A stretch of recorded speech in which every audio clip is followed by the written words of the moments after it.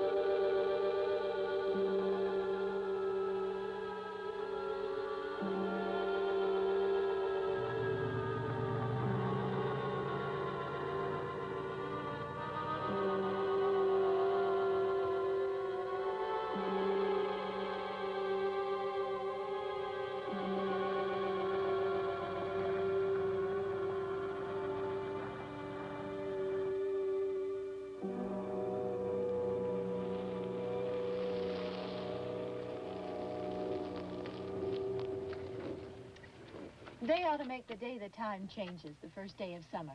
What? Well, it's 8 o'clock and it's still light. A lot of good the extra daylight does us. Now, we've still got a 3-hour drive back. We're not going to be home until after midnight. Well, if it really bugged you, Johnny, you wouldn't do it. You think I want to blow Sunday on a scene like this? You know, I figure we're either going to have to move Mother out here or move the grave into Pittsburgh. She can't make a trip like this. Oh, you know that she can't. Is there any of that candy left? No. Look at this thing. We still remember. I don't. You know, I don't even remember what the man looks like. Johnny, it takes you 5 minutes. Yeah, 5 minutes to put the wreath on the grave and 6 hours to drive back and forth.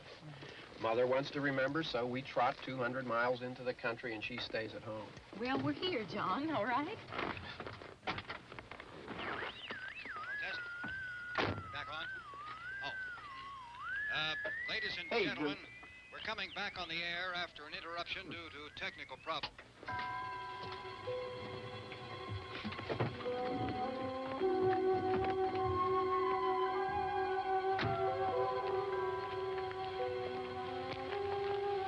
There's nothing wrong with the radio. Must have been the station. Which row is it in?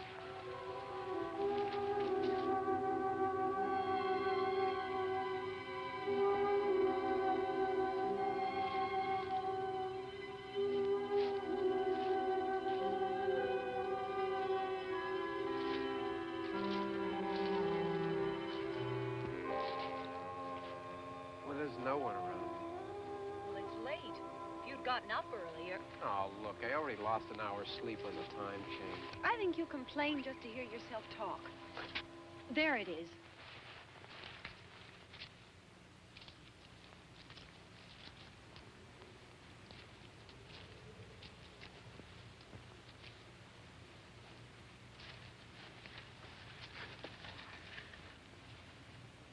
I wonder what happened to the one from last year.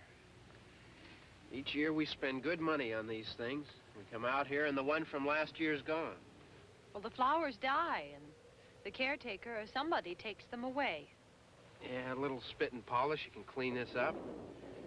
Sell it next year. Wonder how many times we bought the same one.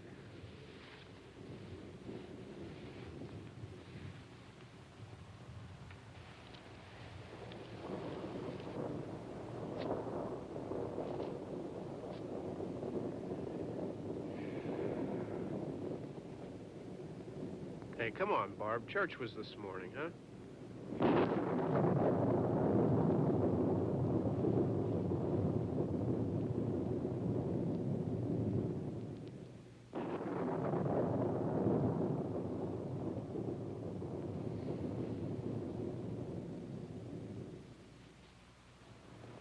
Hey, I mean, praying's for church, huh? Come on. I haven't seen you in church lately. Well, there's not much sense in my going to church. Do you remember one time when we were small, we were out here? It was from right over there. I jumped out at you from behind the tree, and Grandpa got all excited, and he shook his fist at me, and he said, "Boy, you'll be damned to hell." Remember that? Right over there. Well, you used to really be scared here. Johnny, You're still afraid. stop it now. I mean it. They're coming to get you, Barbara. Stop it. You're ignorant. They're coming for you, Barbara. Stop it. You're acting like a child. They're coming for you. Look, there comes one of them now. He'll hear you. Here he comes now. I'm getting out of here. Johnny.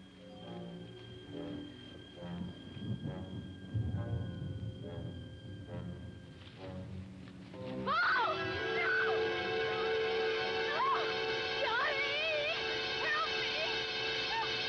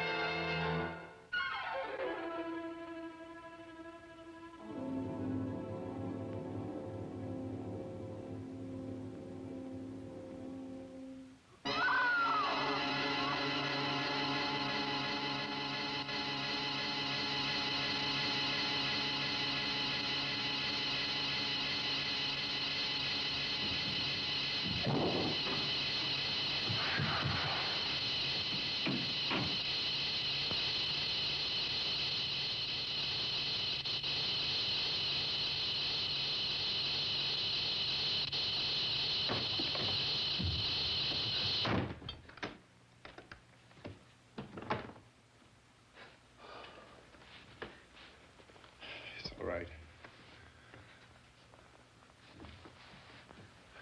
Don't worry about him. I can handle him. Probably be a lot more of them as soon as they find out about us. The truck is out of gas. This pump out here is locked. Is there a key? We can try to get out of here if we can get some gas. Is there a key? I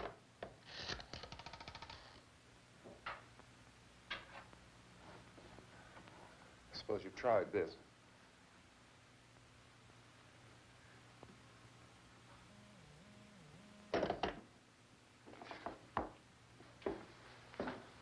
Do you live here?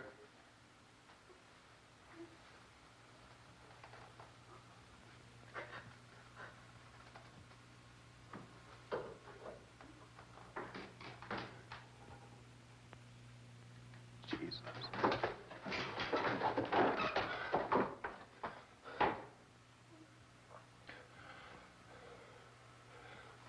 We've got to get out of here. We have to get to where there's some other people. Maybe we better take some food. I'll see if I can find some food.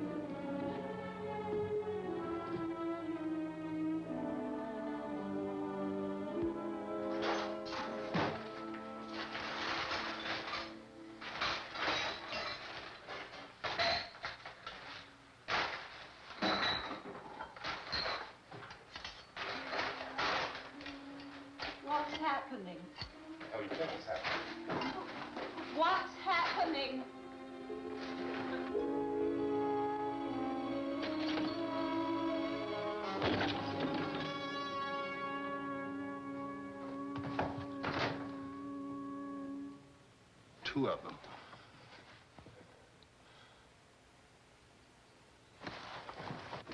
There are 2 of them out there. Have you seen any more around here? I can take care of those 2. I don't I know you're afraid, but we have I to... don't know! I don't know! What's happening? Oh.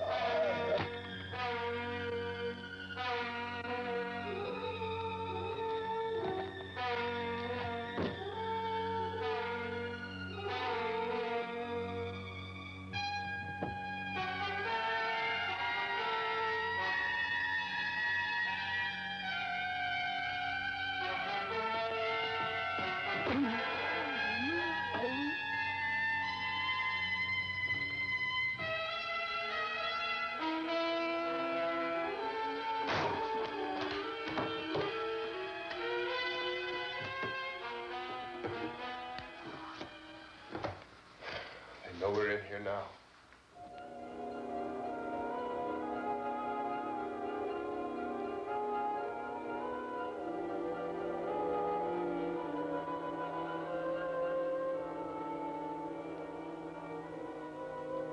Don't look at it.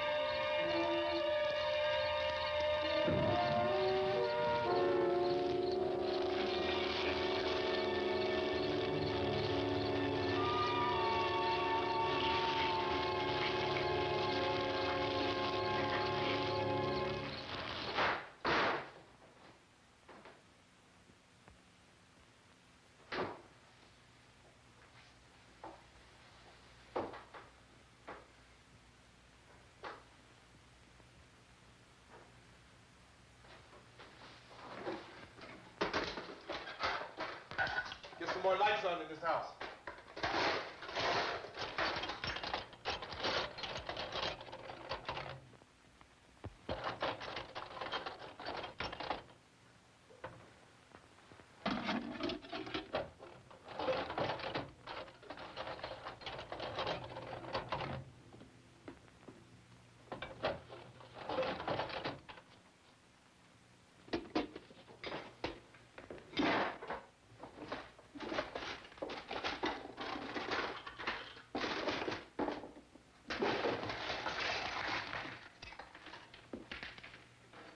Why don't you see if you can find some wood, some boards, something there by the fireplace, something we can nail this place up. God damn.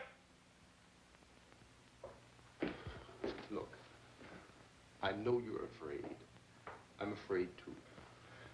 But we have to try to board the house up together. Now, I'm going to board up the windows and the doors. Do you understand? We'll be all right here. We'll be all right here until someone comes to rescue us. But we'll have to work together. You'll have to help me. Now, I want you to go in and get some wood so I can board the place up. Do you understand? Okay? Okay?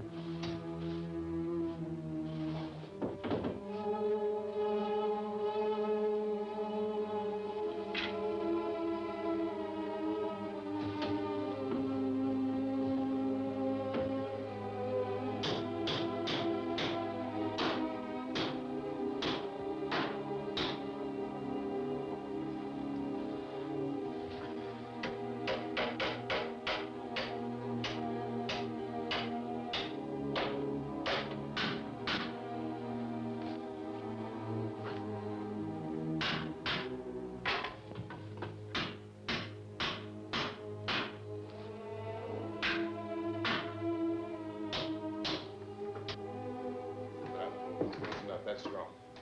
Here, I want you to count some nails. Pick out the biggest ones you can find.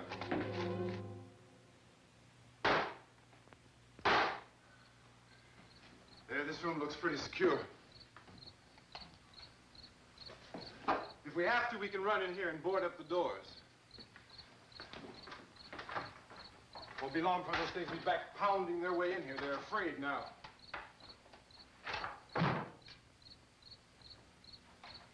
They're afraid of fire. I found that out.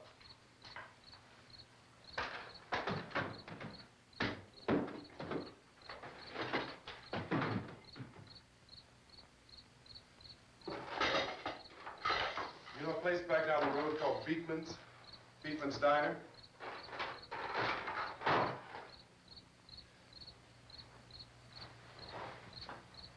Anyhow, that's where I found that truck I have out there. There's a radio in the truck. I jumped in to listen to it when a big gasoline truck came screaming right across the road. But there must have been 10, 15 of those things chasing after it, grabbing and holding on. Now, I didn't see them at first. I could just see that the truck was moving in a funny way. And those things were catching up to it. The truck went right across the road. Slammed on my brakes to keep from hitting it myself. It went right through the guardrail.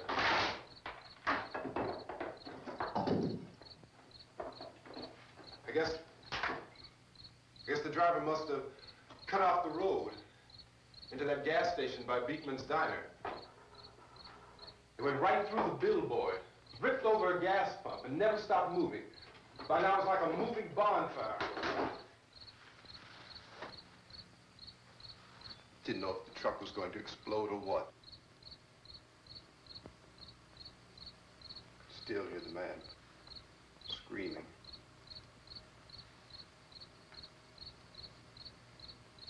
This thing is just backing away from it. I looked back at the diner to see if there was anyone there who could help me. It was when I noticed that the entire place had been encircled.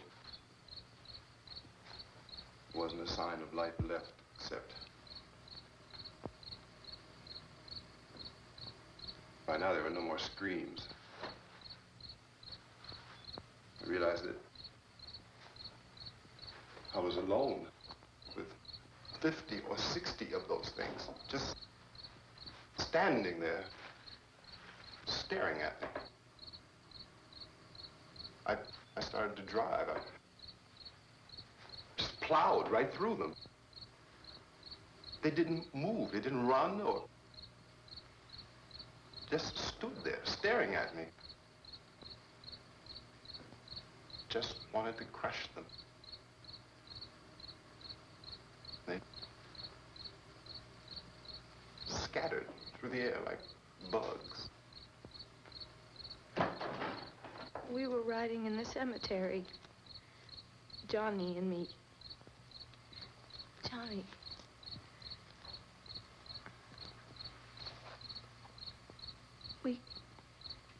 We came to put a wreath on my father's grave.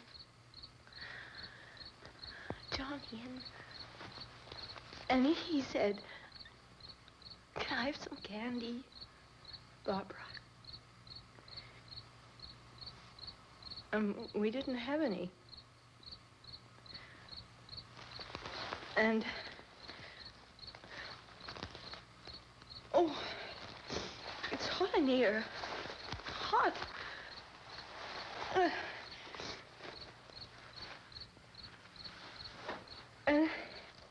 And he said, "Oh, it's late. Why did we start so late?" And I said, "Johnny, if you'd gotten up earlier, we wouldn't be late." Johnny asked me if I were afraid. And I said, "I'm not afraid, Johnny." And then this man started walking up the road. He came slowly, and Johnny kept teasing me and saying, "He's coming to get you, Barbara." And I laughed at him and said, "Johnny, stop it." And then Johnny ran away. And I went up to this man, and I was going to apologize. Why don't you just keep calm? And I looked up, and I said, "Good evening." And he grabbed me. He grabbed me, and he ripped at me. He held me, and he ripped at my clothes. I think you should just calm down. Oh, I screamed, "Johnny! Johnny, help me! Oh, help me!" And he wouldn't let me go. He ripped.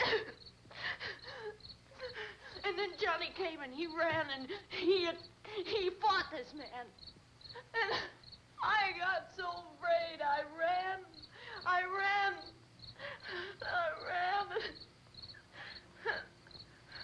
And Johnny didn't come.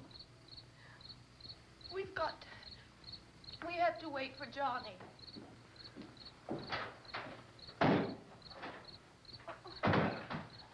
Maybe we better go out and get him. We have to go out and get Johnny. He's out there. Please, don't you hear me? We've got to go out and get him. Please! We have got to go get Johnny! Please help me! Please! Look, don't you know what's going on out there? This is no Sunday school picnic. Don't you understand? My brother is alone. Your brother is dead. No! My brother is not dead. Oh.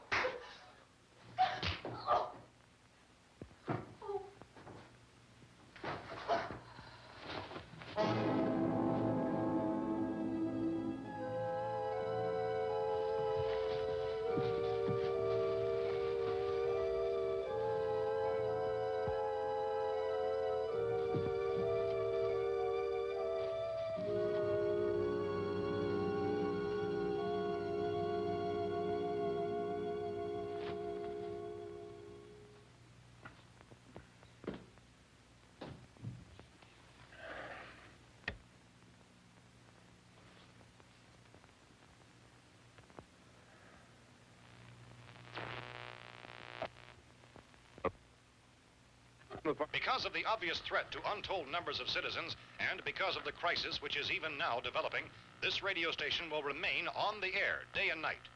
This station and hundreds of other radio and TV stations throughout this part of the country are pooling their resources through an emergency network hookup to keep you informed of all developments.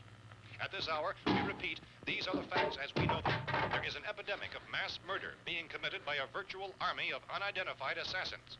The murders are taking place in villages, cities, rural homes, and suburbs with no apparent pattern or reason for the slayings. It seems to be a sudden, general explosion of mass homicide. We have some descriptions of the assassins. Eyewitnesses say they are ordinary-looking people. Some say they appear to be in a kind of trance. Others describe them as being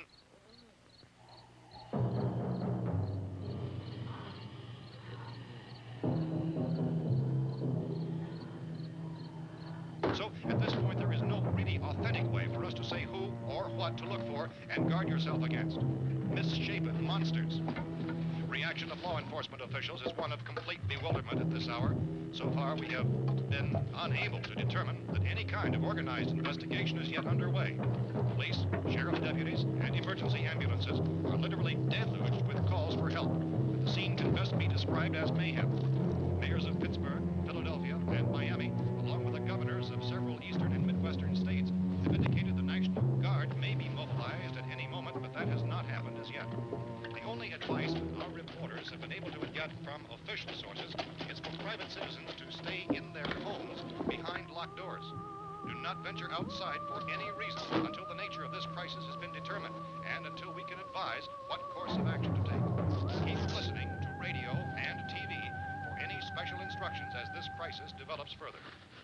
Thousands of office and factory workers are being urged to stay at their places of employment, not to make any attempt to get to their homes.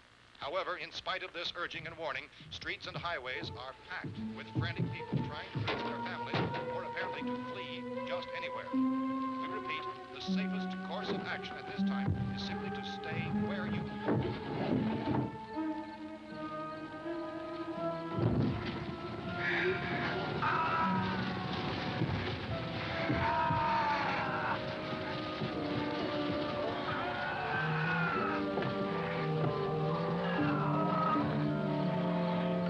Ladies and gentlemen, we've just received word that the president has called a meeting of his cabinet to deal with the sudden epidemic of murder which has seized the eastern third of this nation. The meeting is scheduled to convene within the hour. Members of the presidential cabinet will be joined by officials of the FBI and joint chiefs behind closed doors. The White House spokesman, in announcing this conference, says there will be an official announcement as soon as possible following that meeting. This is the latest dispatch just received in our newsroom. Latest word also from National Press Services in Washington, D.C. now tells us that the emergency presidential conference, which we've just mentioned, will include high-ranking scientists from the National Aeronautics and Space Administration. That's the extent of this latest bulletin. Repeating, members of his cabinet, the FBI, the Joint Chiefs of Staff, and scientists from NASA within the hour. All radio and TV stations throughout this part of the country, including the one to which you were listening, have joined their facilities in an emergency network to bring you this news as it develops. We urge you to stay tuned to radio and TV and to stay indoors at all costs. Late reports reaching this newsroom tell of frightened people seeking refuge in churches, schools, and government buildings, demanding shelter and protection from the wholesale murder which apparently is engulfing much of the nation. Law enforcement officials are at a loss to explain or, even at this hour, even to theorize about the reasons for this wave of murder. So far, the advice we are able to give the public is something that Chief T.K. Dunmore of Camden, North Carolina, was quoted as saying, quote, "Tell the people, for God's sake, to get off the streets. Tell them to go home and lock their doors.